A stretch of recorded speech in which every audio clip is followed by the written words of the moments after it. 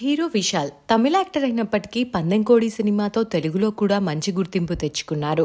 అప్పటి నుంచి తను తమిళ్లో చేసిన ప్రతి సినిమా కూడా తెలుగులో డబ్ అవుతూనే ఉంది. అయితే విశాల్కి గతంలో ఎంగేజ్మెంట్ అయిన సంగతి తెలిసిందే.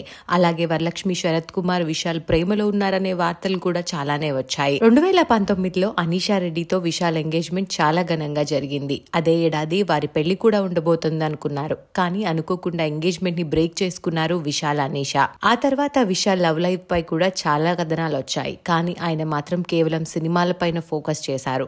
అయితే నిన్న ఒక మూవీకి సంబంధించిన ఈవెంట్ లో వెడ్డింగ్ ని అనౌన్స్ చేసి సర్ప్రైజ్ ఇచ్చారు Vishal. Actress Dhanshika movie Yogi the audio launch కి అటెండ్ అయిన విశాల్ ఈ హీరోయిన్ సాయి ధన్షికాని తను పెళ్లి చేసుకోబోతున్నట్లు అనౌన్స్ చేయడం షాక్ కూడా ఇచ్చింది. ఇద్దరికి 11 సంవత్సరాల ఏజ్ గ్యాప్ ఉంది. విశాల్ కి ప్రస్తుతం 47 సంవత్సరాలైతే ధాన్షికకి 35 సంవత్సరాలు. ధాన్షిక ఇప్పటికే తెలుగులో తమిళ్లో చాలా సినిమాలలో నటించి మెప్పించారు. ఈ ఇయర్ ఆగస్టు 29న పెళ్లి బంధంతో ఒక్కటి కాబోతున్నారట ఈ జంట. ఈ న్యూస్ ప్రస్తుతం సోషల్ మీడియాలో వైరల్ అవుతోంది. నైస్ జోడీ అంటూ కామెంట్స్ పెడుతూ అడ్వాన్స్ గా తమ విషెస్ ని తెలియజేస్తున్నారు నెటిజన్లు.